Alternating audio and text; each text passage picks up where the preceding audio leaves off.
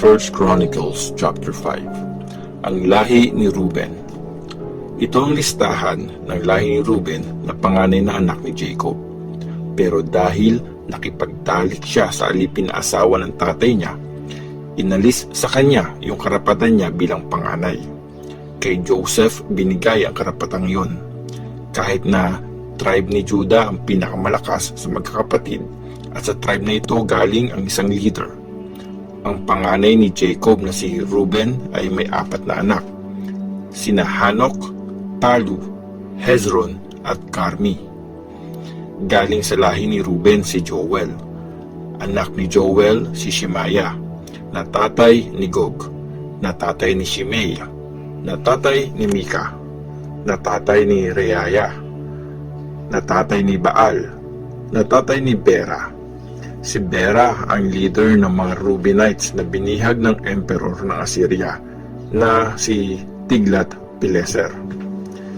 Nakasulat sa family records ang mga leader ng angkan ni Bera, si Giel, si Zechariah at si Bela na anak ni Azaz at apo ni Shema na galing sa angkan ni Joel. Tumira ang angkan nila sa Aroer hanggang sa Nebo at Baal-Meyon. Tumira din sila hanggang sa may desert sa east, sa bandang west ng Euphrates River. Kasi sobrang dumami yung mga alaga nilang hayop nung nasa Gilead sila. Nung time ni King Saul, nakipaggera ang tribe ni Ruben sa mga Hagrites at natalo nila mga ito. Tapos tumira sila sa buong lupain ng mga Hagrites sa east na parte ng Gilead. Ang lahi ni Gad. Tumira ang tribe ni Gad sa lupain ng Bashan hanggang sa Leka, sa bandang north ng lupain ni Ruben. Si Joel ang leader ng unang angkan at si Shapam naman sa pangalawa.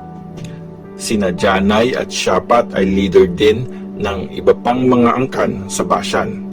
Galing din sa tribe nila ang 7 angkan na ito: Michael, Meshulam, Sheba, Jorai, Jakan, Zia at Eber.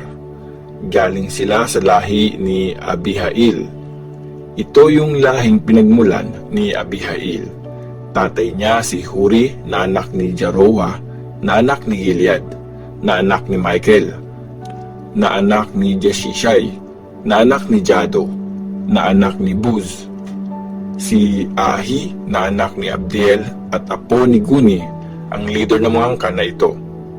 Tumira sila sa Gilead, sa Bashan at sa mga bayan nito, at sa lahat ng pastulan sa Sharon. Nakalista silang lahat sa mga record na ginawa nung panahon ni King Jotham ng Judah at ni King Jeroboam II ng Israel. Ang mga army ng mga tribe sa east. May 44,760 na sundalo ang tribe ni Ruben, Gad at ang kalahati ng tribe ni Manase. Matatapang ang mga sundalong yun at magagaling gumamit ng shield, espada at pana. Nakikipaglaban sila sa mga Hagrites, Jetur, Naphish at Nodab. Nagtiwala sila sa Diyos at humingi sa Kanya ng tulong, kaya naman sinagot ng Diyos ang prayers nila at nanalo sila sa laban sa mga Hagrites at sa lahat ng kakampi nito. Nakuha nila ang 50,000 na camel na mga kaaway, 250,000 na tupa at 2,000 na donkey. Binihag din nila ang 100,000 na kaaway. Marami silang napatay kasi nilid sila ng Diyos sa gerang yon. Tumira sila doon hanggang naging bihag sila sa Assyria. Ang tribe ng East Manase. Tumira ang kalahati ng tribe ng Manase sa lupain ng Bashan hanggang sa Baal Hermon, Senir at Mount Hermon. Sobrang dumami ang mga tao sa tribe nila. Ito yung mga naging leader sa mga angkan nila: sina Eper, Ishi, Eliel, Azriel, Jeremiah, Hodaviah at Jadiel. Magagaling silang sundalo at mga sikat na leader sa mga angkan nila. pinalayas ang mga tribes sa east. Pero nagtaksil sila sa Diyos ng mga ninuno nila at pinili nilang sambahin ang Diyos-Diyosan ng mga bansang pinalayas ng Diyos sa lupaing yun. Kaya inudyukan ng Diyos si Emperor Pul ng Assyria na kilala ring Tiglat-Pileser na sakupin ang Israel. Pinalayas niya ang tribe ni Reuben, Gad at ang kalahati ng tribe ni Manasseh at doon sila dinala sa Hala, Habor at Hara at sa may Gozan River. 1 Chronicles chapter 6. Ang lahi ni Levi. Si Levi ang tatay ni Gershon, Kohat at Merari. May 4 na anak si Kohat, sina Amram, Izhar, Hebron at Uziel. Anak ni Amram sina Aaron, Moses at Miriam. Anak naman ni Aaron si Nadab, Abihu, Eleazar at Ithamar. Si Eleazar ang tatay ni Pinehas, na tatay ni Abishua, na tatay ni Buki, na tatay ni Uzi, na tatay ni Zerahaya, na tatay ni Merayos, na tatay ni Amaraya, na tatay ni Ahitub, na tatay ni Zadok, na tatay ni Ahimaaz, na tatay ni Azariah, na tatay ni Johanan, na tatay ni Azariah, yung nag-serve na priest sa temple na pinatayo ni King Solomon sa Jerusalem, na tatay ni Amaraya, na tatay ni Ahitub, na tatay ni Sadok, na tatay ni Shalom, na tatay ni Hilkiah, na tatay ni Azariah, na tatay ni Zeriah, na tatay ni Jehozadak. Kasama si Jehozadak sa mga pinatapon sa Babylon nung hinayaan ni Lord na mabihag ni King Nebuchadnezzar ang mga taga-Juda at Jerusalem. Iba pang kasama sa lahi ni Levi. May 3 anak si Levi, sina Gershon, Kohat at Merari. May kanya-kanya ring anak ang mga yon. Naging anak ni Gershon sina Libni at Shimei. Anak ni Kohat sina Amram, Izhar, Hebron at Uziel. At anak ni Merari sina Mali at Mushi. Ito yung mga angkan ng mga Levites base sa mga ninuno nila. Anak ni Gershon si Libni, na tatay ni Jahath, na tatay ni Zima, na tatay ni Joah, na tatay ni Ido, na tatay ni Zerah, na tatay ni Jetherai. Anak ni Kohat si Aminadab, na tatay ni Korah, na tatay ni Azir, na tatay ni Elkanah, na tatay ni Ebiasap, na tatay ni Asir, na tatay ni Tahath, na tatay ni Uriel, na tatay ni Uzziah, na tatay ni Shaul. 2 ang anak ni Elkanah, sina Amasai at Ahimoth. Elkanah din ang pangalan ng anak ni Ahimoth. Siya ang tatay ni Sofai, na tatay ni Nahath, na tatay ni Eliab, na tatay ni Jeroham, na tatay ng isa pang Elkanah.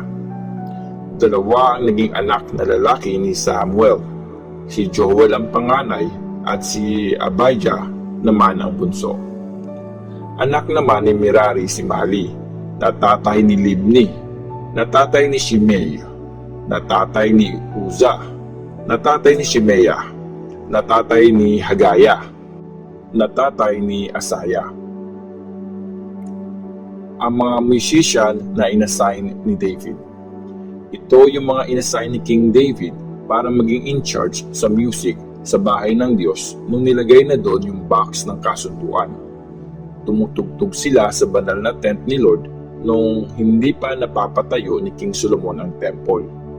Naka-schedule kung kailan sila magtatrabaho at sinusunod nila yon. Ito yung mga pamilyang nagsiserve. Si Heman na galing sa angkan ni Kohath, ang leader ng unang choir. Anak siya ni Joel, na anak ni Samuel, na anak ni Elkanah, na anak ni Jeroham, na anak ni Eliel, na anak ni Towa, na anak ni Zub, na anak ni Elkanah, na anak ni Mahath, na anak ni Amasai, na anak ni Elkana, na anak ni Joel, na anak ni Azariah, na anak ni Zephaniah, na anak ni Tahath, na anak ni Asir, na anak ni Ebiasap, na anak ni Korah, na anak ni Izar, na anak ni Kohath, na anak ni Levi, na anak ni Jacob. Sa kanan ni Heman, nakapwesto ang kapatid niyang si Asaph, ang leader ng pangalawang choir. Si Asaph ay anak ni Berekiah, na anak ni Shimea, na anak ni Michael, na anak ni Baaseya, na anak ni Malkijah, na anak ni Ethni, na anak ni Zerah, na anak ni Adaya, na anak ni Ethan, na anak ni Zima, na anak ni Shimei, na anak ni Jahath, na anak ni Gershon, na anak ni Levi.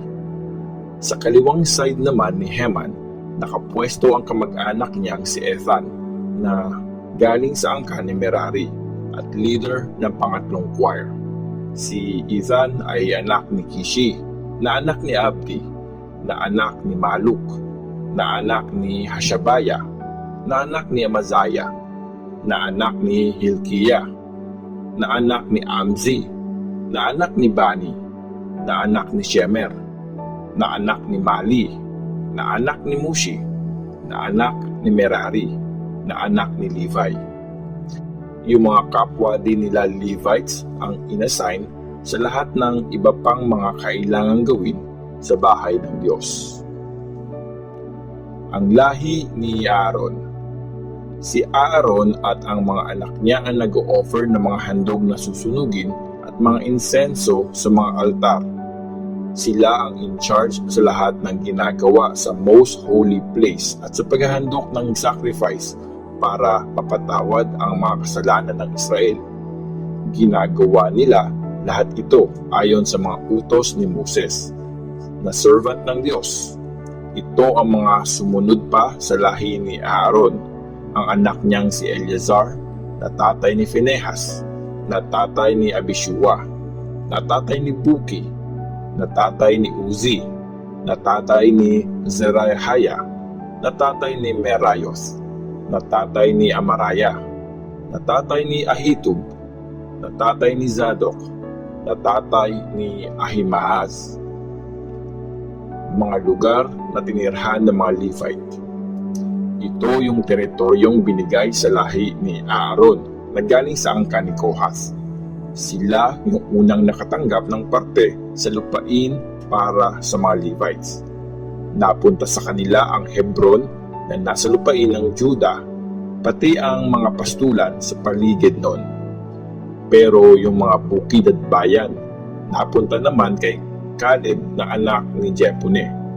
Ito yung mga bayan na naibigay sa lahi ni Aaron. Yung city ng Hebron na takbuhan pagkailangan ng matataguan.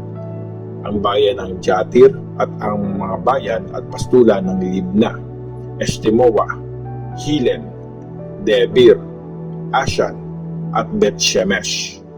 Mula sa teritoryo ng tribe ni Benjamin, binigay sa kanila ang mga bayan at pastulan ng Geba, Alemeth at Anatoth. Bali 13 na bayan lahat ang napunta sa kanila. 10 bayan sa teritoryo ng West Manasseh ang napunta sa iba pang angkan ni Kohath at dinistribute sa bawat pamilya.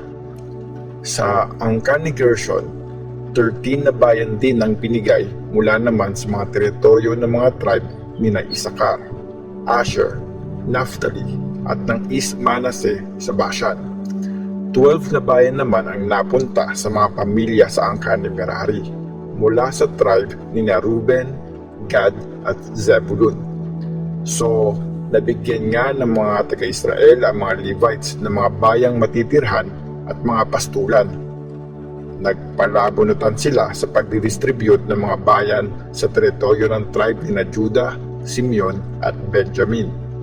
May mga pamilya sa angkan ni Kohath ang nabigyan ng mga bayan at mga pastulan mula sa teritoryo ni Ephraim, ang Shechem at ang mga pastulan nito sa mabundok na bayan ng Ephraim, ang Gezer, Jokmeam, Beth-horon, Aijalon at Gath-rimon.